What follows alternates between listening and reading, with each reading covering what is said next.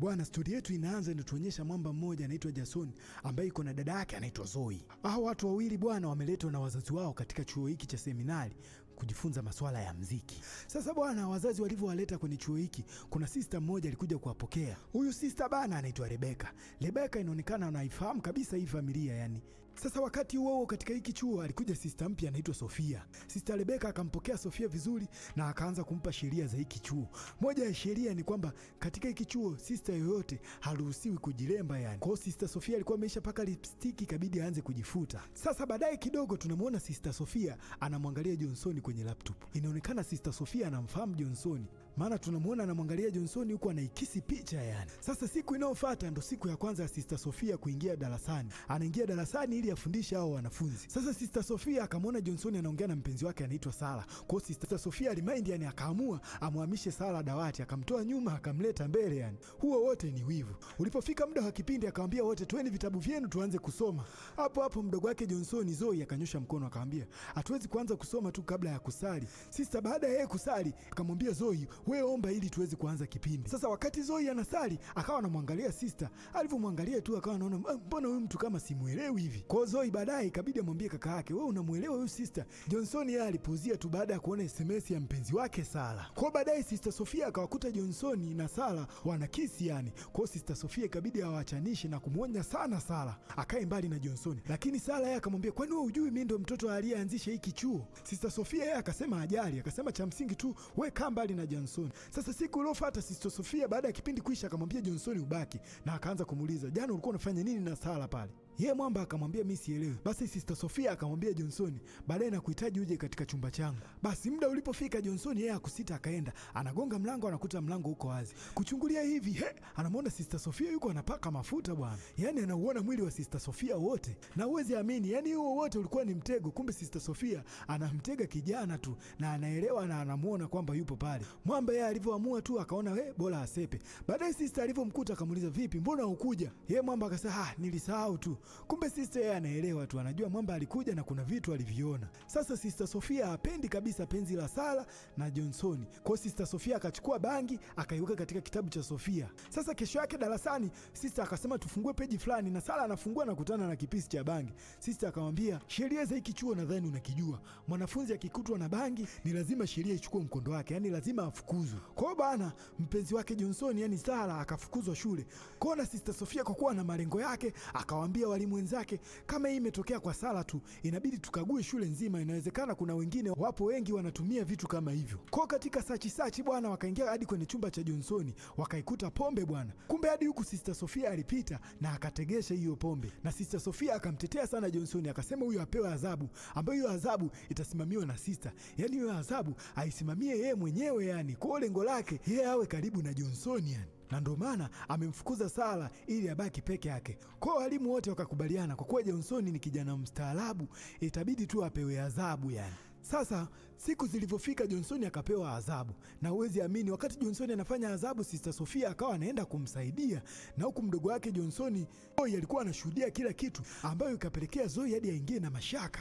Haya bana, sasa usiku ulipofika sister Sofia akaenda moja kwa moja hadi kwenye chumba cha Johnson akamkuta mwamba amelala na akategesha sehemu simu ili irekodi kila kitu kinachoendelea. Sasa Johnson baadaye anakuja kushtuka anakuta sister huyo hapa. Anamuuliza sister vipi umekuja kufanya nini kwenye chumba changu? Sister anamwambia nimekuja kukupa kile kitu ulichokiona siku ile yani. Sasa sister Sofia mchezo anautaka, Johnson ikabidi akatae bwana kwamba vipi tunachokifanya hapa sio sahihi na ni dhambi kwa Mungu. Sister Sofia ikabidi amconvince yani, na akambembeleza sana mwamba, na uwezi amini Johnson akaingia kwenye mfumo akaichapa yani. Sasa kesho ilivyofika mwamba akawa anajiraumu sana, akaamua aende kanisani ili kutubu dhambi zake. Akaenda kwa padri akawa anatubu pale dhambi zake. Sasa kumbe kule ndani kwa faza alikuwepo sister Sofia. Johnson ndo anakuja kushtuka kumbe ni sister Sofia, na sister akamwambia shh, na sister hakujali hapa ni kanisani wala wapi. Sister Sofia yeye akaamua tu akautaka na mchezo yani. Sasa kesho ilivyofika kuna padri akawa amefika hapa. Huyu padri yeye akamwambia sister Rebecca kwamba mimi namfahamu sana Sofia na siwezi kuondoka hapa mpaka nionane naye, maana ni muda mrefu hatujaonana, na huko Sofia alikuwa anawaona. Sasa Sofia aliingiwa na hofu kubwa sana, maana anamjua yule faza. Na baadaye sister Rebecca alimfuata sister Sofia akamwambia kuna faza amekuja hapa anataka kukuona. Sister Sofia yeye akamwambia sister Rebecca nimepata dharura mara moja inabidi inabidi niondoke, tutaonana muda mwingine. Kumbe Sister Sofia alienda akachukua gesti na akamchukua Mwamba, akaenda kule akawa ni mwendo wa kula naye bata. Sasa ikafika pindi hadi Johnson akaanza kulalamika kwamba wewe sister, vipi? Mbona kila sehemu ninayoenda wewe upo, unataka nini kwangu? Sister Sofia yeye akamwambia mimi ninachotaka ni kuwa na wewe tu, yani nataka tuwe pamoja yani. Sasa Johnson akaona kama hii ni upuuzi, yani aliona ni dhambi kubwa anaitenda sana. Kwa hiyo Johnson akaamua kuondoka. Sister Sofia alimaindi kweli kweli. Sasa baadaye Johnson ikabidi aende kwao, akamwelekeza mzee wake shida alizonazo. Kwa mzee ikabidi amsapoti tu yani mtoto wake. Sasa mzee ikabidi amsapoti katika engo nyingine. Sasa katika upande wa mziki, kuna muda bwana Johnson akawa anatoka katika kile chuo. Sasa mdogo wake Zoe aliona kuna gari inamfuatilia kaka yake na akachukua plate number na ikabidi akaifuatilia sasa usajili wa ile gari. Akaja kugundua ni Sister Sofia anamfuatilia sana kaka yake. Haya bana. Sasa baadaye muda ulipofika, Johnson akawa anaingia getoni kwake. Anashangaa anamkuta Sister Sofia kama amezimia hivi. Johnson akajawa na pressure. Ikabidi sasa aanze kumtikisa pale na kumpuliza. Kumbe wote huo ulikuwa ni mtego, Sister Sofia tu alimtega Mwamba. Mwamba ikabidi aanze kulalamika. Sasa wewe unataka nini kwangu? Itabidi niende kukiripoti sasa hadi kwa father. Sasa Sister Sofia yeye akawa hana hata wasiwasi, akamwambia wewe nenda, mimi nitaripoti sasa. Nitawaambia mwanafunzi wewe uliokuwa unamtaka mwalimu wako kimapenzi. Bwana Johnson alichanganyikiwa sana kweli. Hapo hapo akapigiwa simu na mdogo wake, akamwambia kuna gari ya Sister Sofia na ione inakufuatilia sana, mimi naenda kuripoti kwa father. Mwamba ikabidi amkataze mdogo wake kwamba please nakuomba usiende. Sasa kesho akiwa darasani, mara ghafla yule mwanafunzi aliyefukuzwa akarejeshwa, yani mpenzi wake na Mwamba. Sasa kitendo hicho kilimchukiza sana Sister Sofia, hadi akamfuata Sister Rebecca akasema vipi sasa mwanafunzi aliyefukuzwa inawezekanaje akarudi tena? Sister Rebecca akamwambia Sofia, vipi mwanangu, mbona unavuka mipaka, unawezaje kunifundisha kazi? Kwa Sister Sofia bana alimaindi sana, na huku upande wa pili kwa Mwamba ilikuwa ni sherehe yani. Baada ya kuona mpenzi wake amerejea ikawa ni furaha, akawa anampigia gitaa huku anamwimbia nyimbo. Na ukirudi huku kwa upande wa Sister Sofia alimaindi sana yani, amechanganyikiwa yani, haelewi kwamba vipi tena mwasimu wangu amerudi. Kwa muda ulipoenda yule bibie Sara alikuwa bafuni anaoga, mara ghafla Sister Sofia akaingia, akambamiza, akampiga vibaya mno hadi ikapelekea yule bidada kupoteza maisha yani. Huwezi amini mapenzi yanapelekea hadi kifo cha mtu.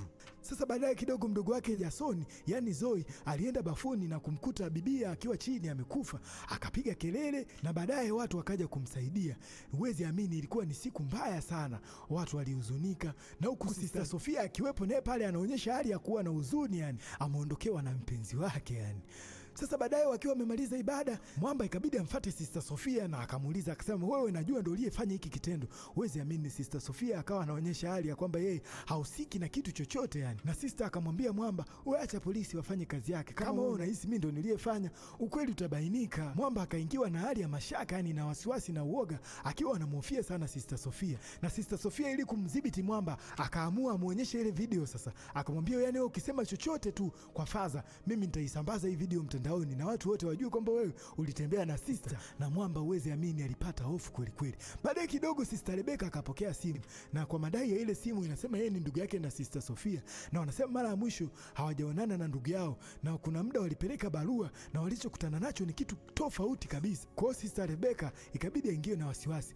Na huku upande wa pili bwana Mwamba yuko na mdogo wake, ikabidi amueleze mdogo wake kila kitu, na akamwambia Sister Sofia ana video tape yangu yani, na nikienda kusema kwa father tu atasambaza video hiyo mtandaoni. Kwao walikuwa hawaelewi nini cha kufanya yani. Sasa upande wa pili ukija huku Sister Rebecca akawa anamfuatilia sana Sister Sofia, na akaamua amwite, akamchukua akamuingiza chemba, akamwambia yani, wewe toka umefika hii shule imeanza kuwa na matukio yani, mambo mengi yameanza kutokea, na uliniambia wewe kwamba anti yako amekufa na kumbe anti yako yuko hai. Kwa hiyo cha kufanya mimi hapa naenda kukuripoti kwa father. Na Sister Sofia kama unavyomjua hana iana, ikabidi amalizane naye tu Sister Rebecca. Kwa hiyo Sister Rebecca ikawa kwisha habari yake. Haya, ukija huku unamkuta Mwamba yuko na mdogo wake, wakaenda tena kwenye chumba cha Sister Sofia. Ikabidi waanze kukagua sasa na kuzikuta picha za Sister Sofia original bwana. Kumbe huyu Mwamba alikuwa ni feki. Na baadaye walivyoendelea kupekua kusachi, wakazikuta hizo video za Mwamba yani Johnson zikiwa nyingi tu. Kumbe huyu alikuwa anamfuatilia Mwamba toka muda yani. Kwa Sister Sofia aliyetakiwa kuja huyu hapa alishauawa muda yani, na huyu bibie mwenyewe alitaka kuwa karibu na Mwamba yani Johnson. Kwa Sister Sofia alivyoona ili kuwa karibu na Mwamba akaamua amuue Sister Sofia Sofia original, akamzika na akavaa usika wa Sister Sofia, yani aliyekuwa original. Sasa baadaye hivi kidogo, Mwamba alipobaini ukweli na mdogo wake, wakaamua wachukuane waende kumweleza Faza. Wakati umefika, wanafika kwa Faza, wakakutana na Sister Sofia na wakamwambia kila kitu sisi tumesha kijua na tunaenda kumwambia Faza. Na Sister Sofia alimwambia Mwamba, zile nyimbo zote ulizokuwa unaziimba ni kwa ajili ya mimi, yani ulikuwa unaniimbia mimi, kila kitu ulichokuwa unakifanya ilikuwa ni kwa ajili yangu. Mwamba na mdogo wake hawakumzingatia, wakawa wanasema sisi tunaenda kuripoti kwa Faza. Na kumbe Sister Sofia alikuwa ameshika chuma, akampiga mdogo wake Mwamba na akajitambulisha hapo hapo, akamwambia mimi ninaitwa Laura.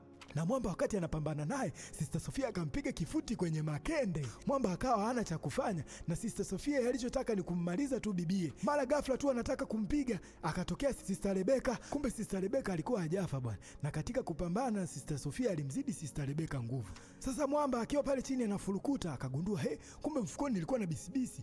Akaenda akamchoma naye Sister Sofia bwana, na habari ya Sister Sofia ikawa imeishia hapo. Na baada ya mwaka mmoja kupita, Mwamba na mdogo wake wakawa wamegraduate kwenye kile chuo bwana. Na uwezi amini, mzee alikuwa amemwandalia mtoto wake zawadi ya gitaa. Na mzigo wetu unaishia hapo bwana. Ni mimi storyteller wako It is Konka. Usisahau kusubscribe, kuturn on notification ili uwe wa kwanza kupata mizigo kama hii bwana.